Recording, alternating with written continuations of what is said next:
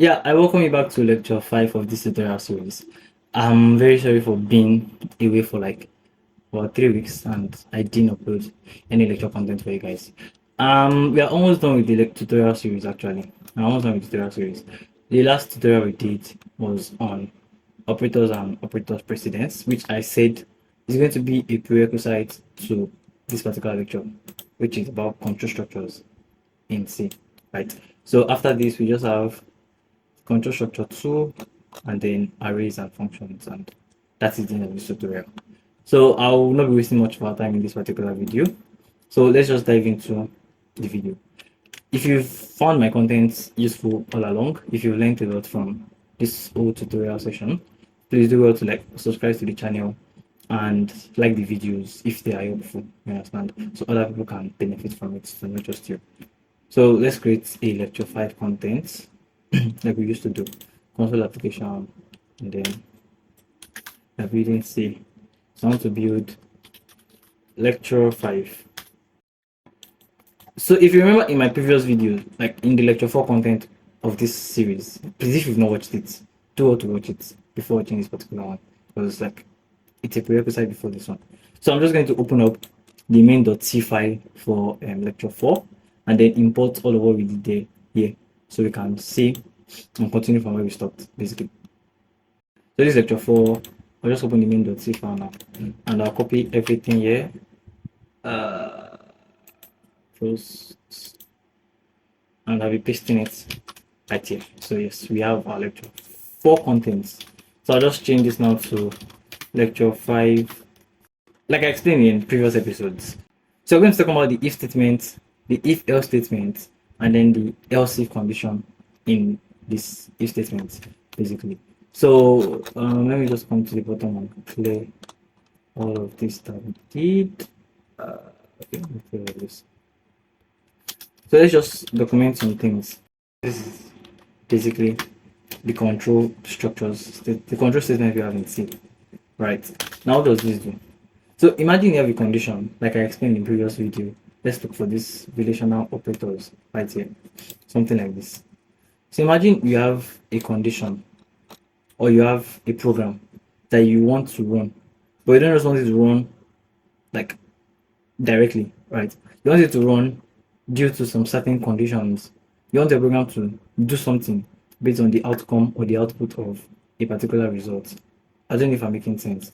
So something like say, okay now, like in this example like this, sorry, I said 3 is less than 4. It will return true, right? So now if I want to like do my program such that whenever 3 is less than 4, it should do something. You understand? And if 3 is not less than 4, it should do something else. So more like saying, okay, let's say I want to greet now, right? I want to greet good morning, good afternoon, good evening, right? And I want to check if I cannot just tell my program to like just print good morning, because if the time is past 12, we're in the afternoon, right? And if I tell my program to greet good afternoon every time, and the time is past 4, it's already towards evening, right? So that's where the use of if statement comes in place, where you can give your computer a certain condition. Like, okay, if current time is 11 o'clock, 10 o'clock in the morning, greet good morning. But if current time is like 12, 1, 2, then greet afternoon.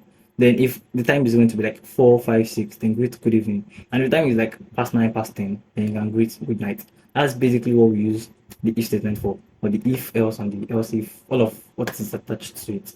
But basically, that's what we use it for. You want to perform some certain functions, or you want to do something with your program, or you want to be like, you want the outcome of the program to be directly related to the outcome of a result or a statement basically. So now let's just imagine this is like time now. Let's say this is 3 o'clock in the afternoon and this 4 represents 4 p.m. So now I'm saying if what 3 is less than 4.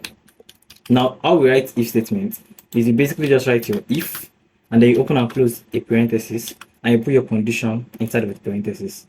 Before this lecture, I'll explain what conditions are and like how you can use operators to with conditions. So if you don't understand conditions, just go to the last lecture content.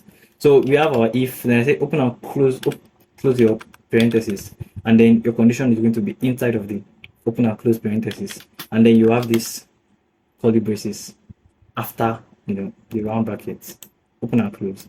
So now this is how we write if statements in C. And the interpretation to this basically means, okay, I have an if statement, then my program if, then inside of this place is the condition, right? So if this condition is met, you should run everything from the opening of this curly braces down to the end right here. So anything I write here, if I say print Victor, print anybody name, calculate anything, is going to do exactly that inside of this, like whatever I put inside the curly braces. But anything outside the curly braces, it's just going to be like the normal program we've been writing since all these days, like print something which is not dependent on anything. All right. Now what I'm trying to say is, now let's imagine our 3 is 3 p.m. and 4 is 4 p.m. Now I want to tell my program that if 3 is less than 4, like basically 3 is less than 4, right? Then we're still in the what afternoon. So this is current time here, which is 3. All right, 3 is our current time. So this is 3 o'clock. And I'll tell my program that if the current time, which is 3 o'clock, is less than 4 p.m., then what should we do? Let's do print f. And let's print good. 3 is less than 4, so we are still in the afternoon, right? Yeah, good afternoon. Now let's see what we would have if we like try to run this program. Let me see if I know. Okay, this is my error. So let's try to run this program now. And as you can see, we have good afternoon written to our screen. And now you might not be wondering, like, okay, now we have good afternoon written to our screen. But before we move on, I want us to quickly do, let's make it more fun. Let's have a variable called, let me say int time underscore. Okay, let me just say current time. If you were in the quiz we did in the last time we did the quiz, you would have understood how to name variables. Or if you have access to the lecture note I did, I explained how you can create variable names following the rules in C program. So I'm not talking about that one now. So I want to create a variable current underscore time, which is a valid variable name, and then I want to say it should be 3 o'clock. So in place of 3 here, let's just put our current time here. So I'm telling my program that the person imputed 3 as their current time, 3 p.m. right? Now I'm telling my program if the current time is less than 4, that means they are still in the afternoon. You understand? Because 4 to me is assumed as evening. So I'll now say, okay, when the time is greater than or equal to 4, then the person is what already in the evening. Now if you try to run this program now, what do you think the answer is going to be? Let's just run this. Like I personally expected, and like you should have expected, the program was not going to print anything. As you can see, it's blank here, like nothing returned to our, like nothing outputted. Now why is that so? I told my program, like I explained to you guys, this is a condition inside of this inside of this round bracket, right? Now if the condition is true, if and only when, like only whenever it's true, that is when this block of code inside of the opening of this curly braces to the end will run. And now current time, I said if the current time is greater than or equal to 4, 3 now is our use case for the current time. 3 is not equal to 4, and 3 is also not greater than 4. So what's going to happen? Your program is not going to run everything inside of this place. So it's just going to omit this block of code and it's going to omit this block of code, and it's just going to go to the next line and continue its operation. So now let me try to print something here now. Let me print %s. Let me just print, let's say line 50 to the screen. So you understand what I'm trying to say. Now, yeah, we're trying to print good evening, but we used 3 as our reference for current time, and 3 is not greater than 4, neither is it equal to 4. So we should not see this program running, right? Like my explanation is going. But I want to show you that after this, program doesn't run, because you're telling your program if the current time is blah blah blah, you should do this. Now, so long this condition is not met, you understand? So long this condition is returns false, you understand? It's not true. The program is going to jump to the next line after this curly braces, and then it will now come here and print line 50. Let's see how it goes. And as you can see, we have line 50 printed to our screen, just like we expected. Do you understand, guys? So that is why it's basically called structured programming. That's like why this lecture is structured programming. Your computer reads each line, line by line, sequentially, structured. You understand? So it does this, and it sees that this condition is not met. Then what does it do? It skips all of this part of the code and then it goes back to line 49. We run line 49. It's an empty line. It does line 50. 51 is empty, 52 is empty, 53 is empty, and 54 is to what? Terminate the operation, return to operating system, and then the program is done. The program closed. You understand? So now let's do an example and just say, let's make our current time to be 6 o'clock. Right. So now 6 is obviously greater than 4. We don't need 6 to be equal to 4, like I explained in the previous lecture about how this operator works. So 6 is greater than 4. Let's see how or what this program is going to output when we run this now. So like you would have expected, it printed good evening, and then it printed line 50. I didn't add a new line, that's why they are combined, which is still fine. So why did it print good evening? Because what? 6 is obviously what? Greater than 4, and that is what we needed. All right. Now we're going to now dive into the else statement. Now remember when we actually used 3, and then the program, this part of the program, which was the condition for the if statement, was false. It was not true, and then the program was jumped what was supposed to be here. Like I said, after jumping what was supposed to be here, what's the next thing for you to do? It's meant to, like, read the other lines of the code after this if statement, right? And that is where the else statement comes in. So let's say I want to have something like, okay, if the time is greater than 4, I want to greet good evening. But if the time is not greater than 4, then I will say not good evening. All right, let's just put something like that. So basically, you just need to write else, and then you open and close your curly braces, and you can do anything you want to do inside of these curly braces. All right, so let me just take this here, and let's just print not good evening. Now, a recap of what I explained. Your program reads the if statement. It checks for this condition. Is current time greater than 4? No, 3 is not greater than 4. Is current time equal to 4? No, 3 is not equal to 4. Then what does it do? It skips all of this part of the code after this curly braces for the if, and then it does what? It continues reading the program in a structured format sequentially. You understand? And then it checks that, okay, there's an else statement. Now this else statement is more like, so long this one is false, run me. But if this is true, your program is going to run what is this here. I don't know if I'm making sense. If this condition here is true, the parentheses after your if statement will be run. But if the condition here is false, the computer will just fall back to the else statement, and it's going to come and do what is here. So now let's see, we have this program now. Let's run it. So our program has finished compiling, and as you can see, we have not good evening, which was what we expected. And it returned not good evening because what? This particular part of the code was false. 3 is not greater than or equal to 4. And then the program fell back to the else statement, and then it printed not good evening. So now that is the basic explanation of what if and else statement is. Now we now have something called else if. As you can see, when I did not put good evening, the only thing I could do was to write not good evening. Now this is because if I put good morning here, right, if I change this now to good morning, it means if someone put 3, it's going to run good morning, like the way it ran not good evening just now. If somebody put 2, it will read good morning. But 2 p.m. is not in the morning. 2 p.m. is afternoon. 1 p.m. is afternoon. 12 p.m. is afternoon. Whereas 11 a.m., 9 a.m., 10 a.m. is actually morning. So that is where else if comes into place. Alright, that's where we use else if. So the else if basically is like, you have an if statement, you understand? But after the first condition for your if, there are still numerous conditions that you feel you can also address, or you can also give results or solution to. You understand? Then you now start using like else if statement, so that if this is false, you understand, your program will not just jump to else statement and then return what is here, to check for the other conditions before it finally falls back to the else statement. What do I mean? Now let's just try to start this all over again.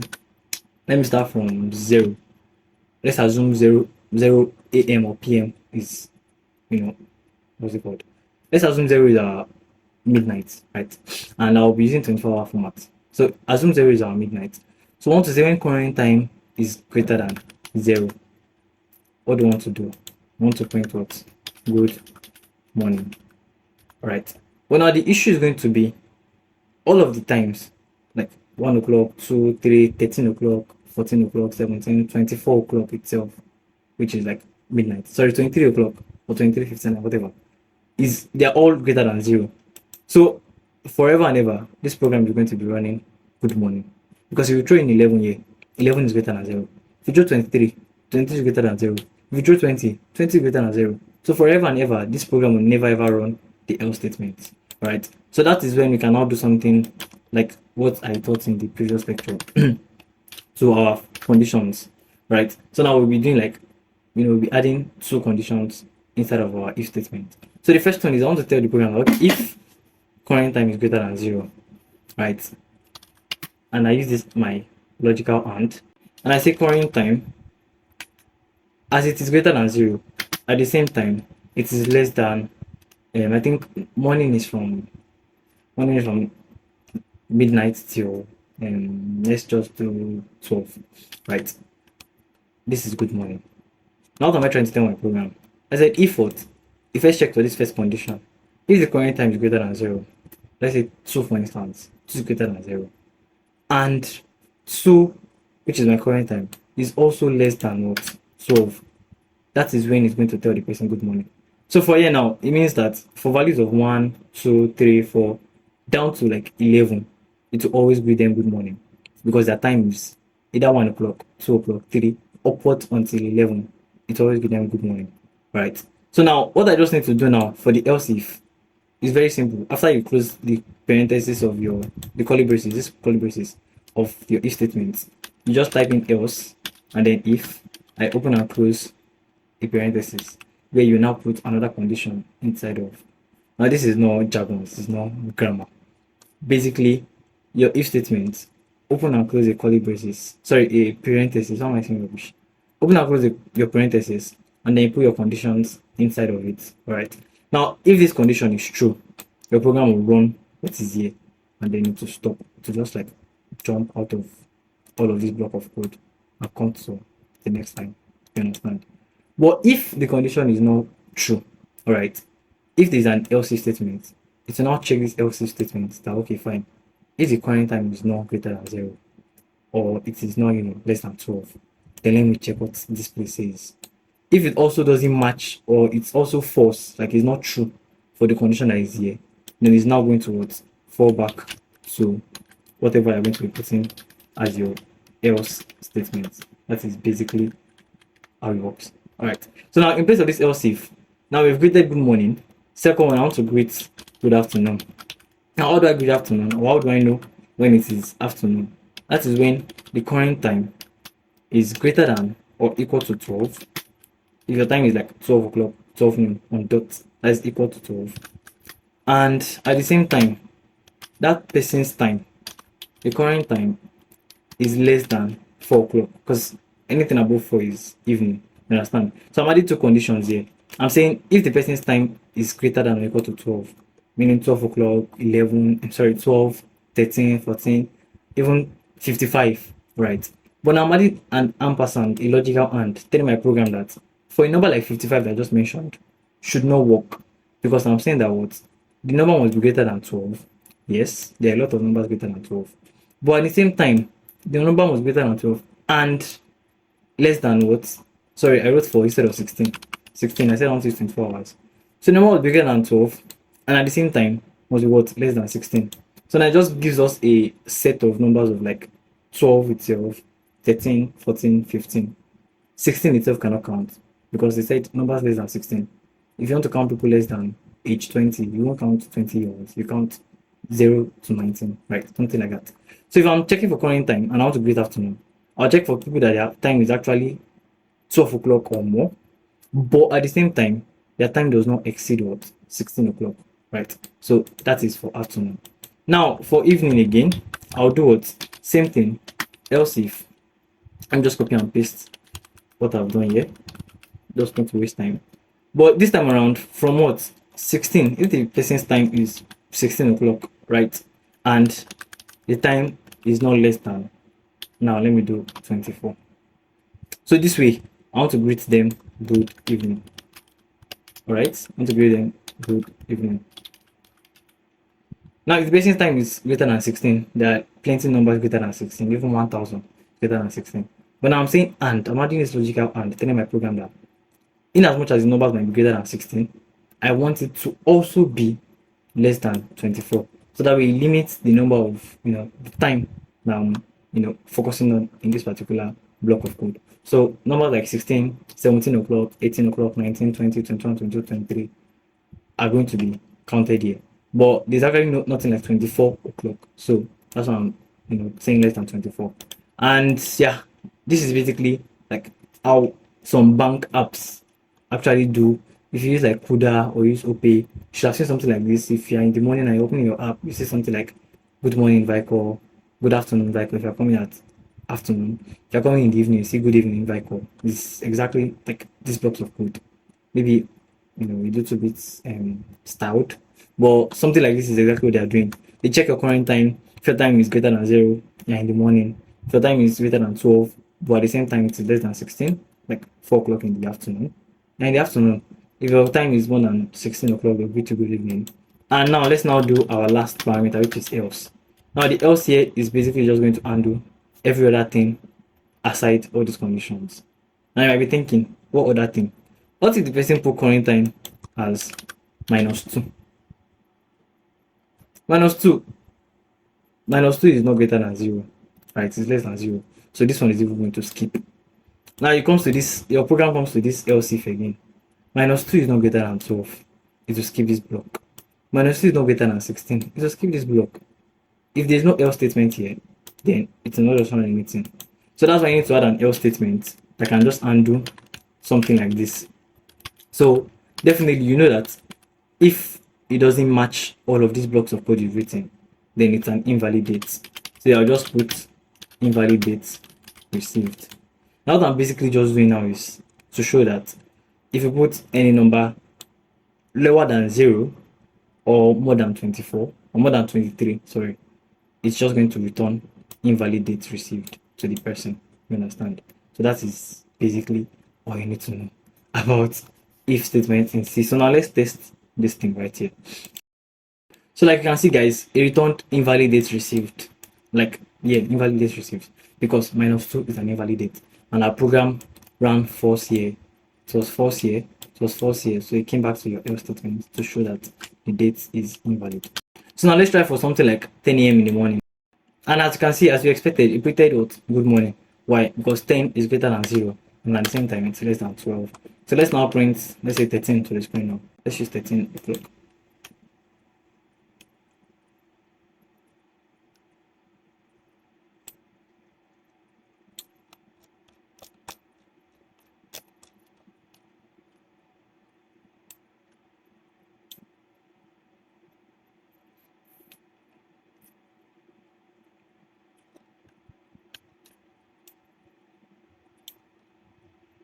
As you can see guys, it printed good afternoon to the screen. Why? Because 13 is greater than 12 and then it is less than 16. Now let's see if the person's time is, maybe person comes to our bank app at 19 o'clock. As you can see guys, it returned good evening like we expected. So that is basically it for if else statement. You can always walk around, play with these things, do something like even for an age calculator. Probably you want to know if somebody is votable. Just if their age is greater than 18, then they're votable. If their age is less than 18, they're children. Like, it's that simple. You understand?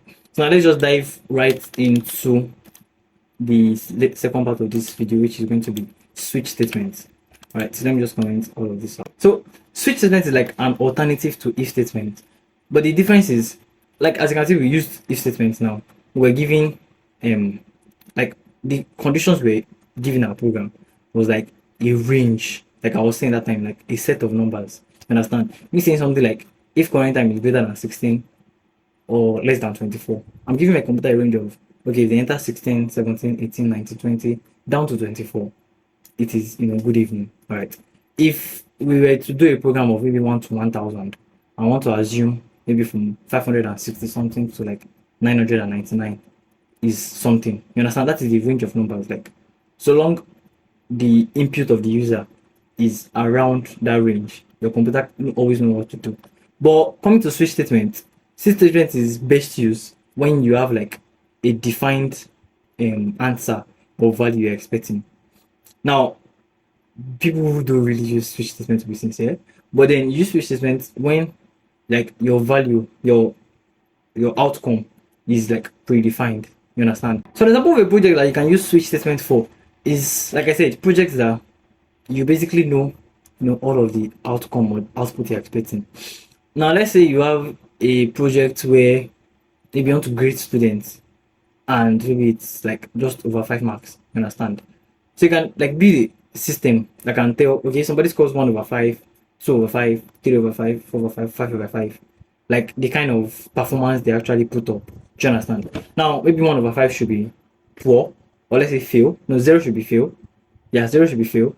One should be poor. Two should be fair. Then let's say three should be credit. Then B should be good, and five should be excellent. You understand? Something like that. You already know that no matter how like the person wants to do, like no matter what wants to happen, is it that the person has 0/5, 1/5, 2/5, 3, 4, or 5/5? If the person has anything more than 6/5, like more than 5, is actually like an error or something. You understand? What am I trying to say? Like this is not range based. I'm not saying like I'm not saying if the person has 0 to 35, give him F. If it's 40 to 45, give him E. No. I'm saying 0/5 alone is a failure, right? 1/5 is pass, 2/5 is fair, 3/5 is credit, yeah, 4/5 is good, and then 5/5 is excellent. So something like that, you already know all of the outcomes of whatever will happen. So you can just basically write a switch statement. Now what we're going to do is to write a switch statement, you go by saying switch, and then the concept behind switch statements is that, like I said, you are switching or like you are checking through the possible values of a variable. That's basically what like the concept of switch statement. And as I said, it has to be something that you can predetermine the values, you understand, before people even use the system. So you already know that if they do the test or something, either it's called 1/5, 2, 3, 4, or 5/5. So that way you can easily write a program that will just switch between all of these different outcomes, and then you have just 1, 2, 3, 4, 5. So to write switch statement, like I said, they're just switching between a particular variable. So let's say results. So you want to switch, then open your parentheses and write the name of the variable. Then you open your round brackets, and then parentheses, that's it. And then after your parentheses, you open and close your curly braces. Now inside of these curly braces, there's something called case. You understand? So if you're working with switch, you should know case. They call it switch case statement. So like I was explaining before, when you're using switch statement, you already predetermine all of the values we're expecting.